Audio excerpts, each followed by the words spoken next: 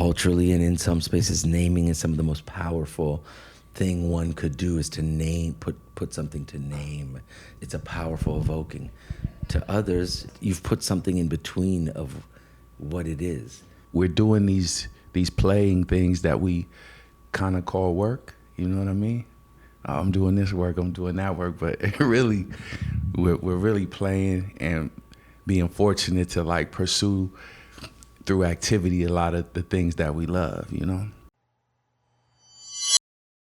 Concert day today, concert in Simran, total response. But this morning we had the wonderful opportunity to catch up with the prolific and seminal Ishmael Butler. And it was a great conversation. It was actually, if I was to be completely transparent, it was a succinct, compactful conversation. And I'm confident that we're going to just show it to you all as it was.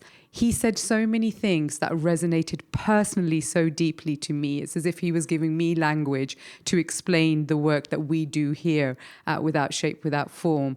We spoke about flow state, what success means, and what is the non-work that we all do today. And I hope you find this genuinely to be connective. It might not. Hopefully there's enough in it to just connect to it straight away. But I hope we have time to pay attention and pick up on the nuances and subtleties of the things that he was saying.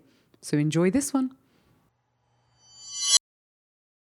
We try our best to make these podcasts just real and not being like, okay, so tell me your story. Where did you start and what have you? But there is one question I have to ask. In your prolific seminal work that you have created over such a span of time, what does success mean to you?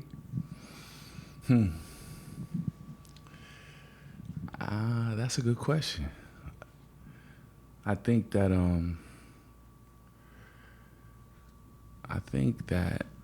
sort of like in success for me has a couple of different meanings. One primarily is like the ability to take care of my responsibilities, you know, to be able to support the results of the choices that I made in my life, you know.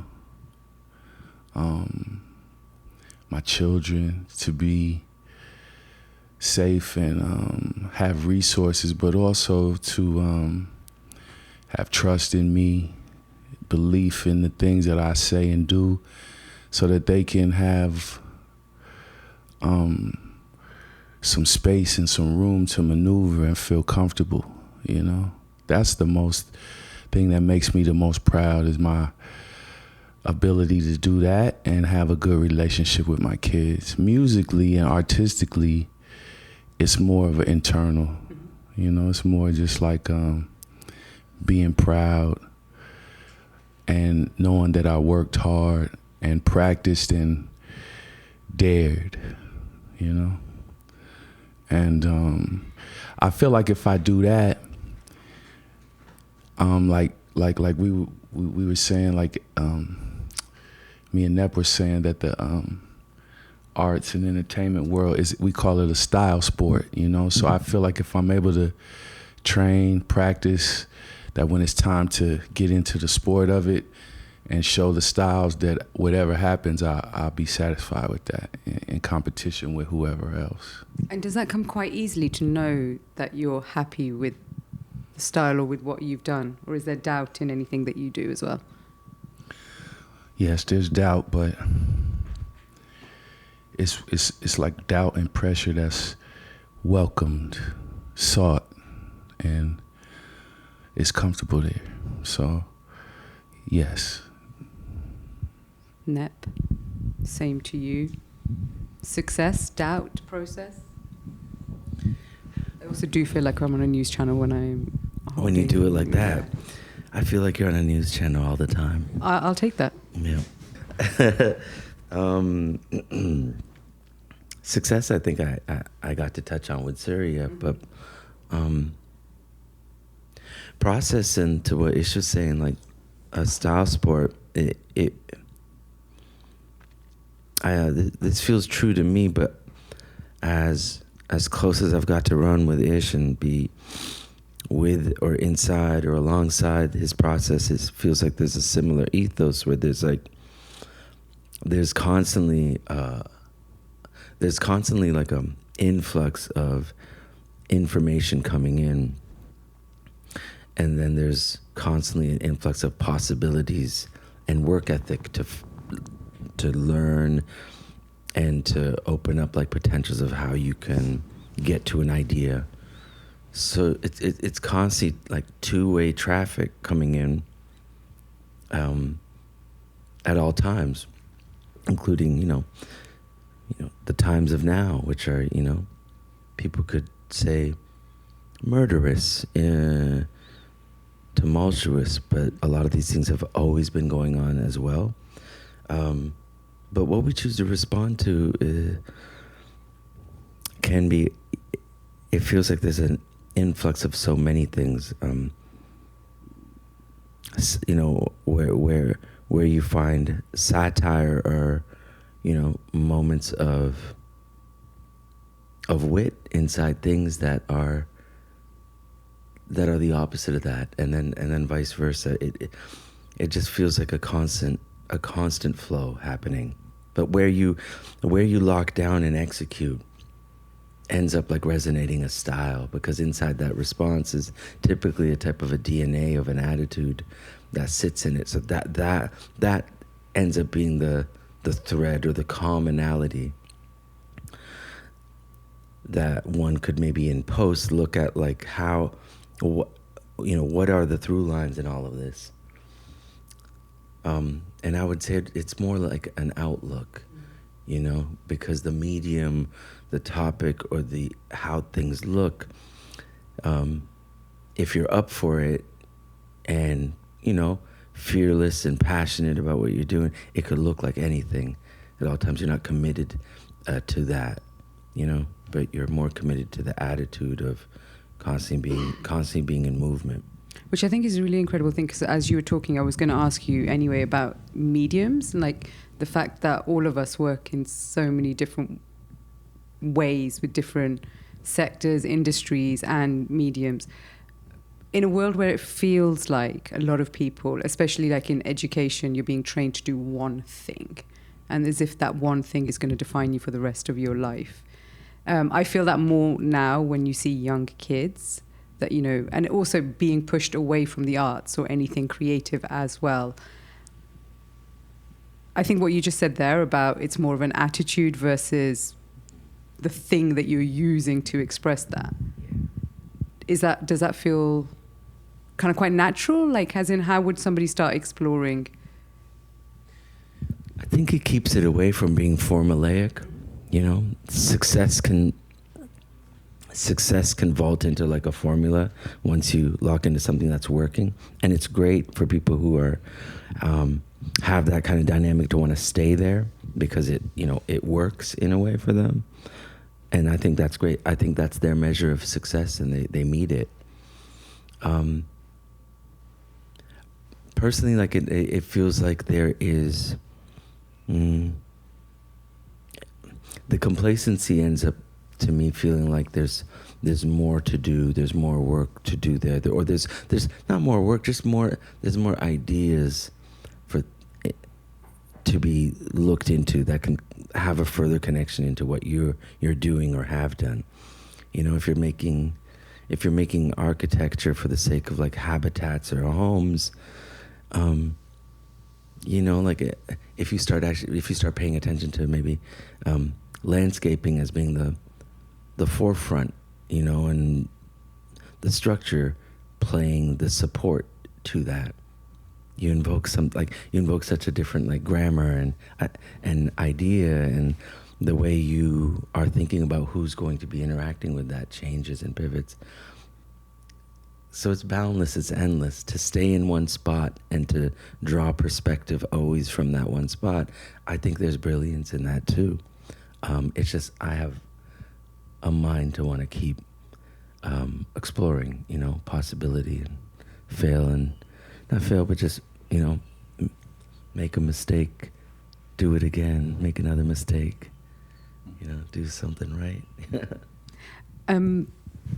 Something I noticed about hanging out with everybody yesterday and sort of seeing everybody as a collective and trying to, in my own head, sort of connect the through lines to Sikhi, especially when we're trying to, in the work that we're collectively doing, move it away from the confined perception of it, and this really express it, especially with the work that we're going to be doing with the Welland over the next year and a bit, which is like really show it for what it actually is, these incredible sets of contemporary teachings that are truly open to everybody. Beyond accessible, it's just open. It's an invitation to all. And something that I noticed yesterday and I observed beautifully is the sort of the word sangat. But for us, that word sangat really is not an othering term when you say community. It's really a like-minded people coming together and being open-minded to learn more and being open for other experiences. And I really witnessed that in the most beautiful way under the fact that, under the guise that we're all gathered here today for the concert, a concert in Simran. Now, when in history would you have ever seen what's going to happen tonight? Like, I haven't even heard of something like that before. And I'm not trying to make it historical even before it's happened or more important than it actually is. But there was something in that familiarity of people that probably hadn't even met each other before, and straight away everybody was in. Why does that happen? Growing up, I wasn't exposed to any of that culture. Only superficially, the look, It was interesting to me, but I didn't know anything about it. So when I met Nep, I gradually got exposed to more things through him and his family, mostly his pop and him. So the characteristics of it was always open and welcoming to me. So as a person who was a seeker and curious, that sort of folding into it and gradually learning about it was very easy and very warm for me. And then once you start to get inside a little bit, it's very rich, dynamic, thoughtful, courageous, brave. So it's something to feel proud that you've been sort of let into it, So for me, it was satisfying, yeah. The idea of there's now a collective of people that haven't come up, in a Sikh household or haven't had maybe a proximity to Sikhi. As I was trying to think of who could do this, like picking Ishmael and others, with Ish, he has a fearlessness of being able to publicly, as a musician, put out something that doesn't have all of the lendings to knowing what's exactly going to happen on stage. And doing that also with an expectation. And the expectations, as speaking from someone from the outside, I imagine it's different of how Ish sees those or interprets those, but the expectations that are layered in what people want from someone who makes really seminal musical work that goes over generations. People have a relationship with music where they constantly search. You want to search for that. You want to reignite that exact same memory. But that exactness It's not something that a sculptor and a painter really have to deal with, where it's like, that series sold so quick, they're gonna want me to paint it again, and I gotta, But with musicians, no, they really want that. But in all of that expectation, seeing Ish cut through that and constantly deliver something that pays attention to that expectation in a way, but delivers something completely else, but carries that. It's the carrying of it that was so, like, kind of at times to me, like, mind-bending, because taking people's expectations and delivering something much more that they love and endures both their memory and what they just saw. And to me, it speaks on someone whose capability and creativeness is, like, bound in together. And like, it's just he doesn't really name that either. He doesn't, it's not something that's gone around to say, like, I do things this way. No, it's just what he does, and over and over I've seen all versions, all different ideas of it.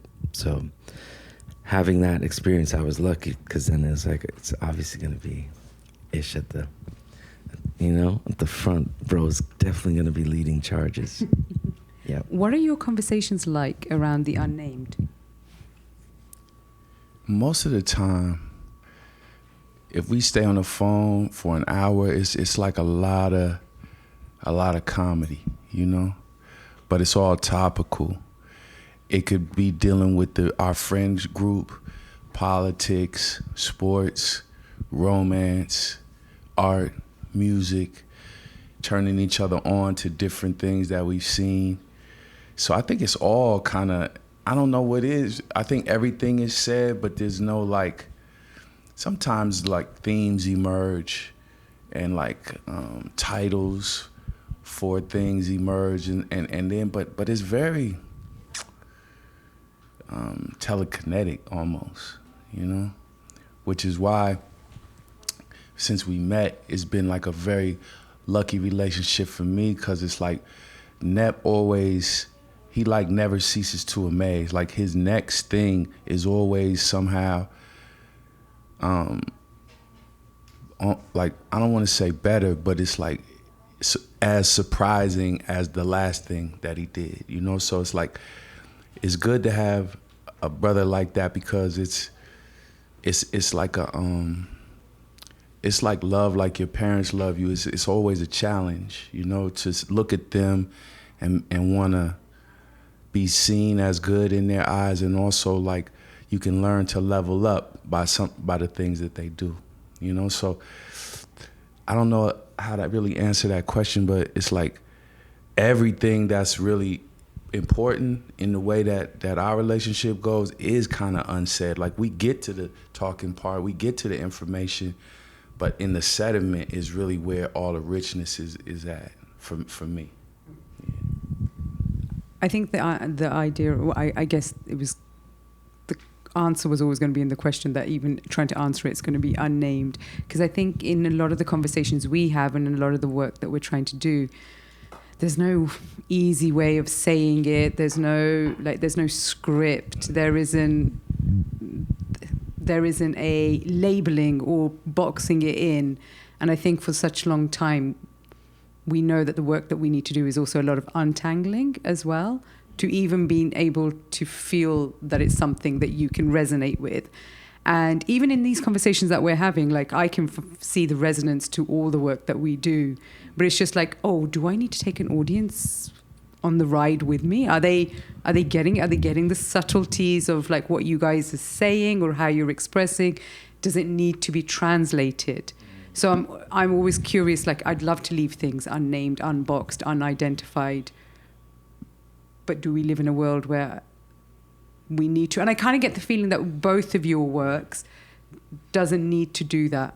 By the way, these conversations end up being nothing more than a huge educational thing for myself, to be like, what do I take from that, and how can I translate that for people as well? Because sometimes the work that we all collectively do feels like it's out of reach. I think naming is like, I think naming is, I think it's a good thing to look at naming as something that's temporal and relational, in that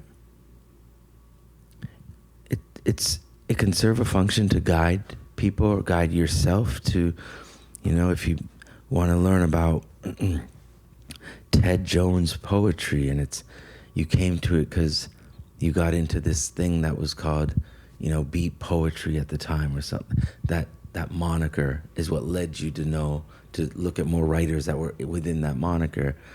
That moniker has served you, and it's what brought you to Ted Jones writing.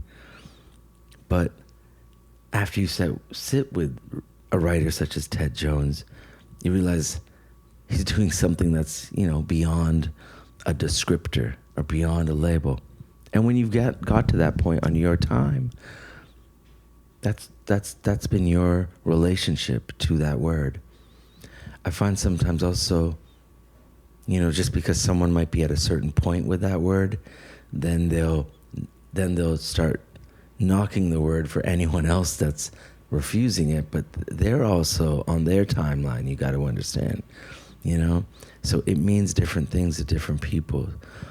And then there's a way to also undo what that word does, because over time, just as we said, it's temporal.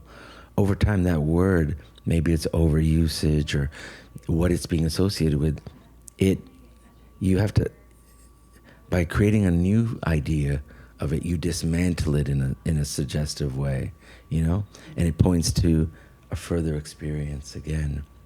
So it's always like, I think this idea of labeling, and it's in movement. Culturally and in some spaces, naming is some of the most powerful thing one could do, is to name, put something to name, 99 names, or, it's a powerful evoking.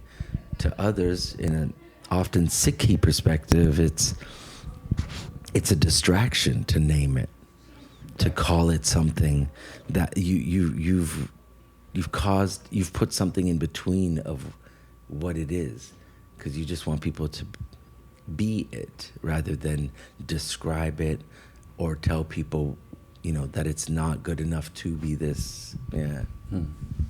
That's good. Because the naming thing is like you said, it happens naturally with the brown folks. It happens after the action. With the Euros, they want to categorize and contain, to present it in a way that's usually trying to influence what it is that you're gonna get out of it. Whereas we just do it, and then names come, but we've often, when the name comes, we moved on to something else. It's like Afrofuturism, you know what I mean? Like Sun Ra never say that about himself, you know what I mean? But he is actually the definition that people look to for everything else that comes behind it to be categorized like that. But most people ain't even really tripping on that, you know what I mean? And I love what you just said, because by the time you've named it, it's already kind of gone. But then the name sticks, and then everybody starts to point to the name, but the name has already become something from the past. Right? That's insane. Where do we find you guys today in this inspiration of what's making you guys you?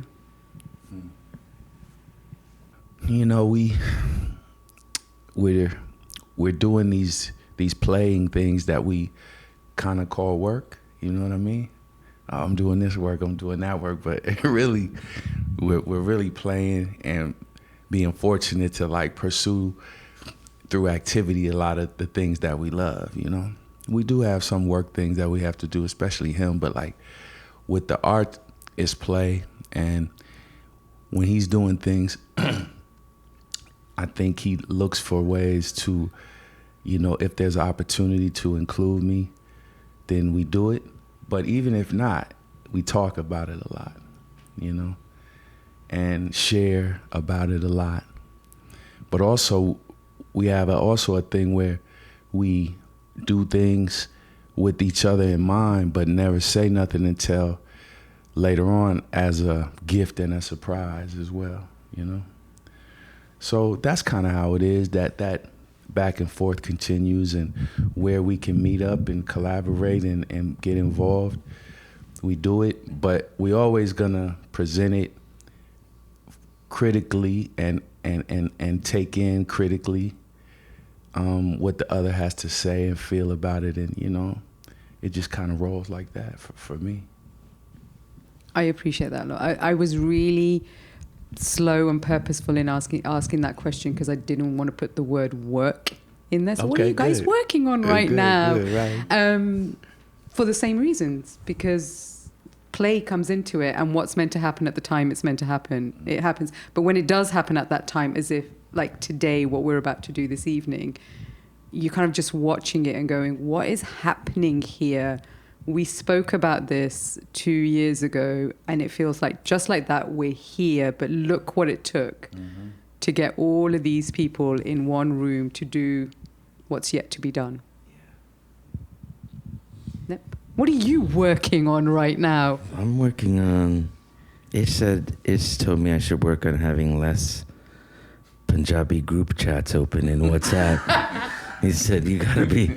That doesn't... I didn't say that.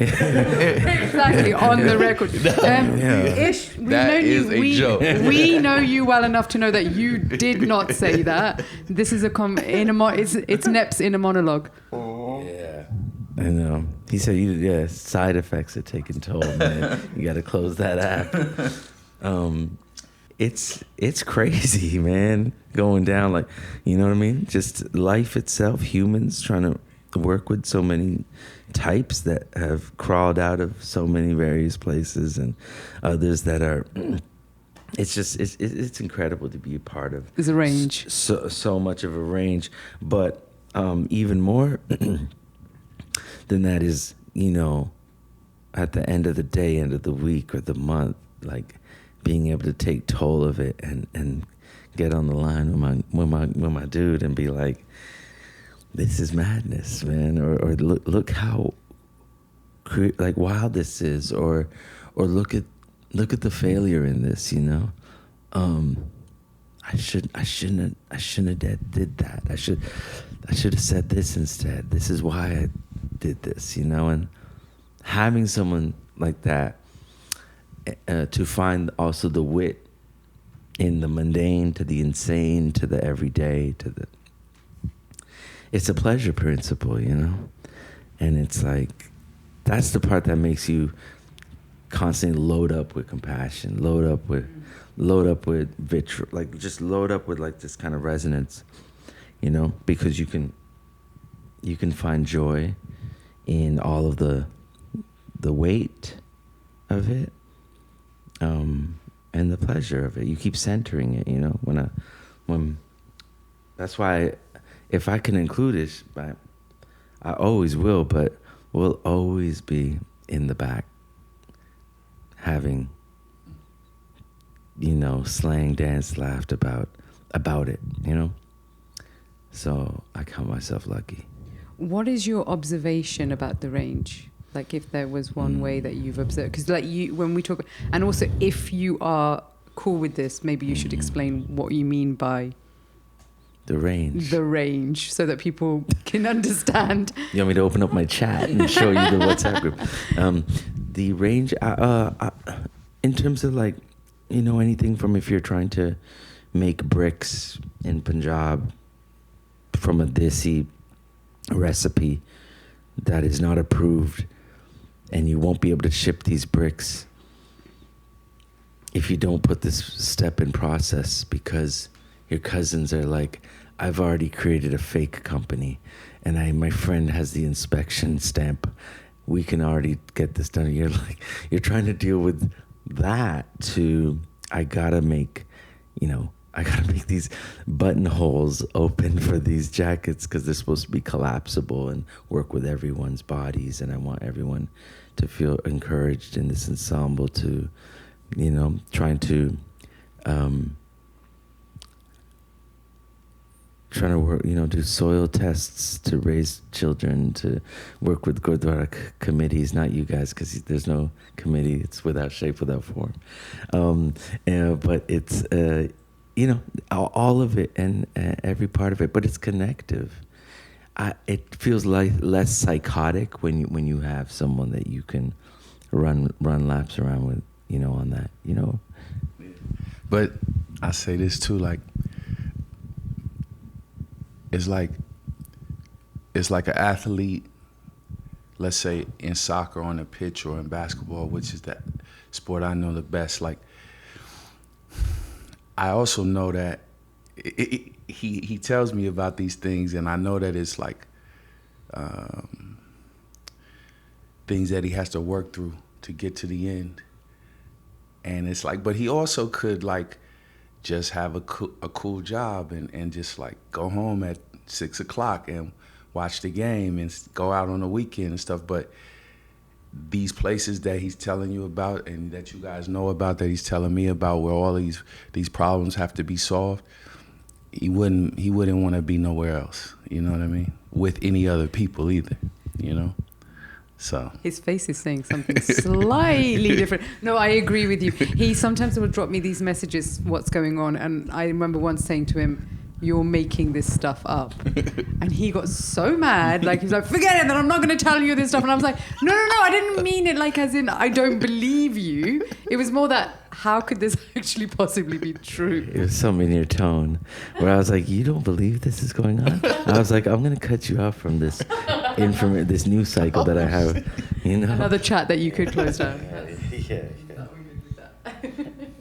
Ish, talking about basketball, flow state, being in the rhythm, being in, what could you say to that, where people can feel like, what does that being completely hyperly present and doing something so effortlessly, what does it take to get to that point?